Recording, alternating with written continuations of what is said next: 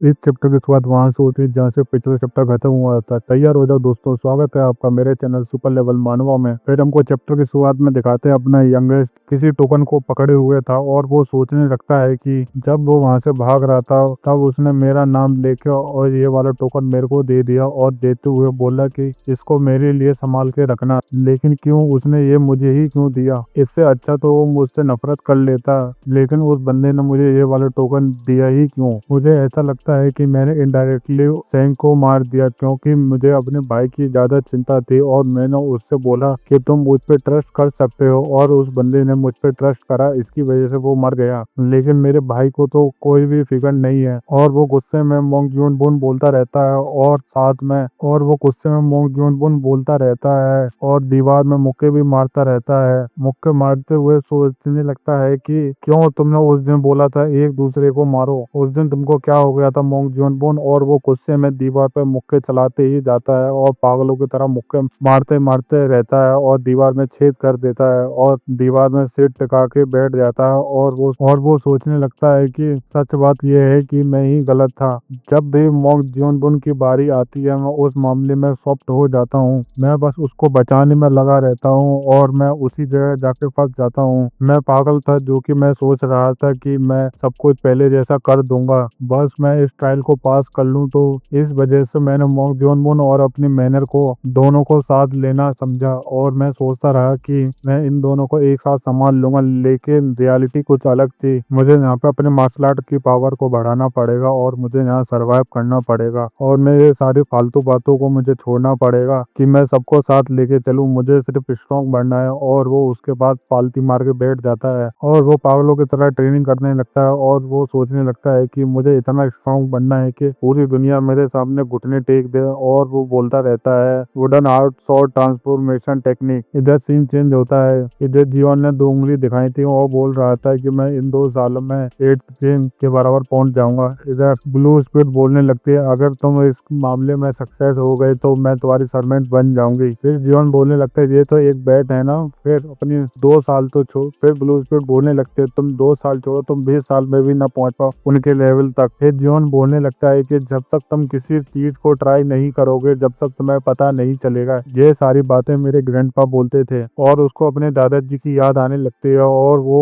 सारी same line you don't know unless you try, ये सारी बातें उसको याद आने लगती हैं और उसके सिर में अचानक दर्द होने लगता है। उसको देख के वो बेचारा मार्क्स वाला मास्टर सोचने लगता है क्या हुआ मास्टर, कुछ हो गया क्या? जियोन अपना सिर पकड़ते हुए सोचने लगता है ऐसा कैसे हो सकता है, क्या मैं भूल रहा हूँ? मैं तो सिर्फ अपने ग्रैंडपा की बातों को याद कर रहा था, लेकिन उसकी वजह से मेरा सिर इतना कैसे दर्द कर रहा है? फिर जियोन के अंदर वही गेट को दिखाते हैं जिसपे सील लगी हुई थी। जियोन को कुछ महसूस तो होता है, फिर वो सोचने लगता है कि क्या ये ग्रैंडपा ने कराया मेरे साथ? उतने में ही पीछे से अपना बेली मास्टर बोलने लगता है क्या हुआ मास्टर? फिर जियोन बेली मास्टर को बोलने लगता है कि कुछ नहीं, मेरा बस सिर दर्द कर रहा है, चलो मुझे तुमसे कुछ क्वेश्चन पूछने हैं। फिर वो बेली मास्टर बोलने लगता है पूछिए सर। फिर जियोन पूछने लगता है कि क्या तुमको पता है फैंटम स्वॉर्ड के बारे में? इतना सुनते ही वो शौक में हो जाता है। फिर वो जियोन को बोलने लगता है क्या आप उसी फैंटम स्वॉर्ड के बारे में बात कर रहे हो जो कि 6 हेवन एंड 8 स्टार में से एक है? फिर जियोन बोलने लगता है हाँ। फिर वो सोचने लगता है मुझे उससे नफरत है और मुझे उससे रिवेंज भी लेना है क्योंकि उसने मेरे ग्रैंडपा को मारा था और इसी वजह से मैं यहाँ हेवेंस अर्थ एसोसिएशन में आया हूँ। फिर वो उसको बोलने लगता है कि मुझे अभी करंट सिचुएशन के बारे में पता नहीं, मुरीम में क्या हो रहा है। फिर वो बैठते हुए बोलने लगता है अच्छा मैं समझा, फैंटम स्वॉर्ड ये इतना इनफेमस है। जैसे ही ये शब्द बोलता है जीवन बोलने लगता है इनफेमस। फिर वो बताने लगता है क्योंकि इससे जिसने भी लड़ाई करी है वो सारे के सारे मर चुके हैं। फिर जीवन बोलने लगता है क्या एक भी नहीं बचा? फिर वो बताने लगता है कि इसका रियल नाम भी किसी को नहीं पता और ये कहाँ से आया ये भी नहीं पता और साथ में ये एक दिन आया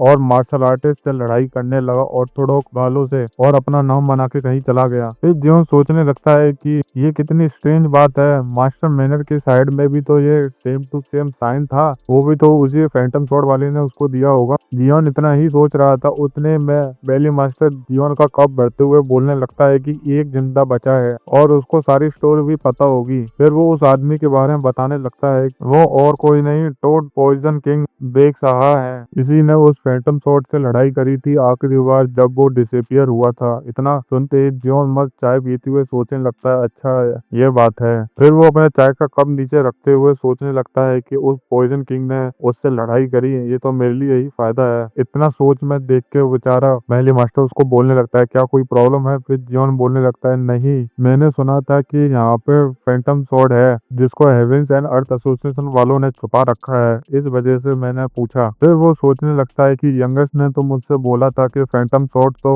हेवेंस अर्थ एसोसिएशन का कोई मार्शल आर्टिस्ट है, लेकिन वो तो गलत निकला। इतनी देर में बेचारा मार्क्स वाला आदमी बोलने लगता है, हाँ ये रूमर्स मैंने भी सुना है। ये रूमर्स इस वजह से और ज्यादा फैला है क्योंकि वो एक बार हमारे पॉइजन किंग से लड़ा और पॉइजन किंग बच भी गया। इस वजह से लोगों को लगता है कि वो हेवेंस अर्थ एसोसिएशन में से है, और लोगों को साथ में ऐसा भी लगता है कि फैंटम स्वॉर्ड और कोई नहीं, एसोसिएशन लीडर के पर्सनल गार्ड में से कोई एक है। फिर जियोन बोलने लगता है, पर्सनल गार्ड? क्या अभी भी वो पर्सनल गार्ड रखते हैं? ये बहुत बड़ी बात है। उतने में अपनी ब्लू स्पीड बोलने लगती है कि पर्सनल गार्ड अभी भी उसको प्रोटेक्ट करते हैं, ये तो बड़ी अच्छी बात है। फिर जियोन बोलने लगता है, क्या सच में कोई नहीं जानता फैंटम स्वॉर्ड को? फिर बेली मास्टर बोलने लगता है, हाँ इसको कोई नहीं जानता, शायद पॉइजन टोड जानता हो वो कहाँ पर है। चलो मेरा नेक्स्ट क्वेश्चन। फिर जियोन सोचने लगता है, टोड पॉइजन किंग, चलो मैं तुमसे अगला क्वेश्चन पूछता हूँ। फिर वो बेली मास्टर बोलने लगता है, हाँ पूछिए। चलो मुझे बताओ कि क्रॉप्स ब्लड बेली को क्यों ही किया जाता है। फिर अपना सीन चेंज होता है, जब यंगेस्ट ट्रेनिंग कर रहा था उस ट्रेनिंग से उसको नुकसान हो रहा था और वो सोचने लगता है मुझे ये ट्रेनिंग करनी पड़ेगी। फिर सीन दोबारा से शिफ्ट होता है अपने जियोन की तरफ और वो पूछने लगता है कि तुम हमेशा मोस्ट टैलेंटेड इंडिविजुअल को ही क्यों पिक करते हो, क्यों?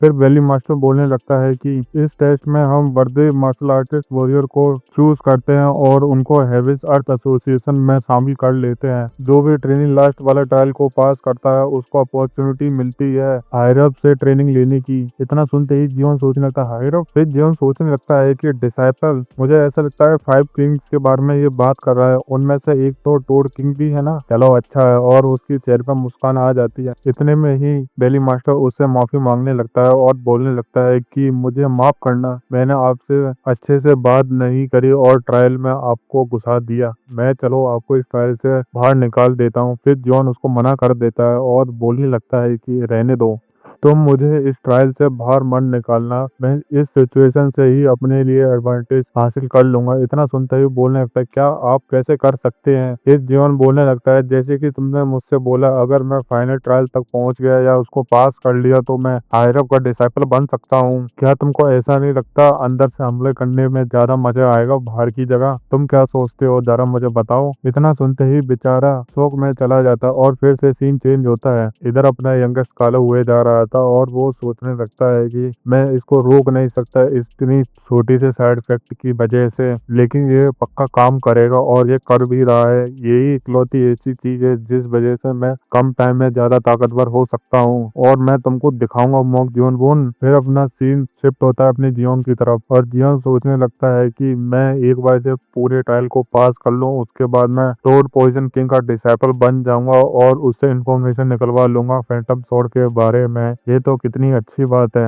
अब चलो मैं तैयारी करता हूँ फाइनल ट्रायल की। इधर साथ में अपने यंगेस्ट को भी दिखाते हैं, वो भी यही सोच रहा था मैं भी तुमको दिखाऊंगा लास्ट वाले ट्रायल में मॉन्क जियोन बोन, तुम वहाँ पे खड़े नहीं होगे, उस जगह मैं खड़ा होऊंगा। फिर अपना सीन चेंज होता है किसी मैनर में और कुछ लोग अपने जीवन को घेर के खड़े हुए थे और उनमें से कोई बोलता है कि हमको एक पर्सन और चाहिए। फिर जीवन बोलने लगता है कि क्या हुआ, मैंने तुमसे बोला था ना कि हम 8 लोग होने चाहिए। फिर युंगा बोलने लगती है कि मैं सीक्रेटली सबको ढूंढ रही थी, इस वजह से मुझे लगता है कि एक बंदा ज्यादा आ गया। ये इतना सिंपल टास्क था कि मैं शायद भूल गई, मैंने एक बंदे को ज्यादा जोड़ दिया। इधर अपने उस टैटू वाले लड़के को दिखाते हैं, वो बेचारा अपने डिमोनिक मॉन्क की वजह से कुछ नहीं कर पा रहा। इतना सुनते ही अपना जीवन बोलने लगता है, इसमें कौन सी बड़ी बात है, हम इनमें से एक को निकाल देंगे। और बोलने लगता है, तुम में से कोई एक निकल के भग जाओ यहाँ से। ये बात सुनते ही एक तगड़ा सा लड़का आता है और बोलने लगता है, तुमको किसी ने ये इजाजत दे दी कि तुम किसी को को भी बाहर निकाल दो। वो इतना बोलता है, जियोन उसकी तरफ देख के बोलने लगता है, ओ कोई तो आया। फिर वो जियोन के सामने आके खड़ा हो जाता है और बोलने लगता है कि मैं केवल इस टीम में इस वजह से आया क्योंकि यहाँ यूंगा थी, और मैं ऐसे किसी लीडर की बात क्यों सुनूं जो कि लड़की जैसा दिखता है और यहाँ आगे दिखा रहा है कि वो सबसे ताकतवर है। क्या तुम ताकतवर हो? तुम मुझसे लड़ो। उतने में ही ये लड़का बोलने लगता है कि क्या तुमने पिछला वाले ट्रायल को नहीं देखा, ये फर्स्ट आया था और ये सच में ताकतवर है। फिर दूसरा वाला बोलने लगता है कि इसने युमगा को भी मारा था। फिर वो बोलने लगता है, देखो उसको उसको कहीं चोट नहीं लगी, तो मतलब इस लड़की ने इसको मारा है, ये झूठ बोल रहा है। वो तो ये सोच रहा था, ये बात बोल के तो मैं किंग बन गया यहाँ का। पीछे से ही लड़का बोलने लगता है, अगर इसने इसको मारा था तो इसके चेहरे पे अभी तक कोई घाव क्यों नहीं दिख रहे हमको। और वो जियोन की तरफ मुड़ जाता है और बोलने लगता है, इस कमीने ने इनके साथ कुछ स्कीम को लगाया होगा, क्योंकि इसको पता है जो भी लीडर बनेगा वो डायरेक्ट ट्रायल में पास हो जाएगा। क्या पता इस लड़के ने अपने चेहरे का इस्तेमाल करा है लीडर बनने के लिए। इतनी बात सुनते ही अपने डिमोनिक मॉन्क को गुस्सा आ जाता है और वो उसको मारने के लिए आगे बढ़ जाता है। उतने में ही जियोन उसको बोल देता है, रुको अभी तो, इसको मुझ पे डाउट है ना। फिर जियोन उसको बोलने लगता है कि तुमको कैसे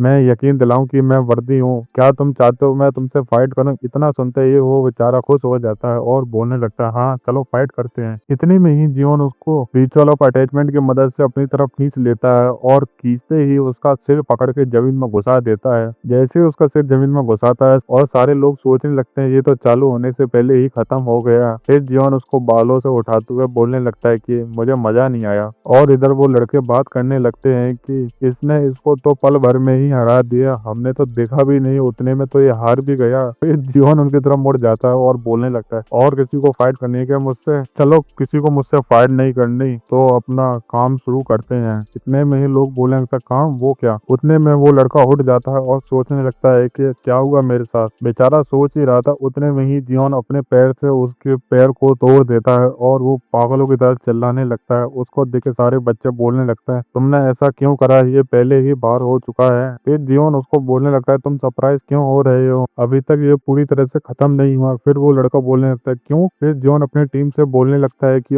अभी के लिए मैं थोड़ा बिजी हो जाऊंगा, तुम लोगों को सिर्फ एक काम है, तुम हर किसी के रूम में जाके जो भी तुमको दिखे उसका हाथ और एक पैर को तोड़ देना, और उन सब के तोड़ना जो कि हमारी टीम में ना हो, समझे? और ये काम जब तक करते रहे जब तक अपना ट्रायल चालू ना हो जाए। इतनी बात सुनते ही सारे बच्चे शौक हो जाते हैं और सोचने लगते हैं, क्या है ये बंदा। फिर उसके टीम के सारे बंदे एक दूसरे लोगों के रूम में जा जाके लोगों के हाथ और पैरों को तोड़ रहे थे। उतने में ही ये लड़का बोलने लगता है कि क्या तुम्हें ये सुनाई दिया? दूसरा बोलता है, क्या? उतने में ही उनका गेट खुलता है और उनको क्या दिखता है, एक टीवन।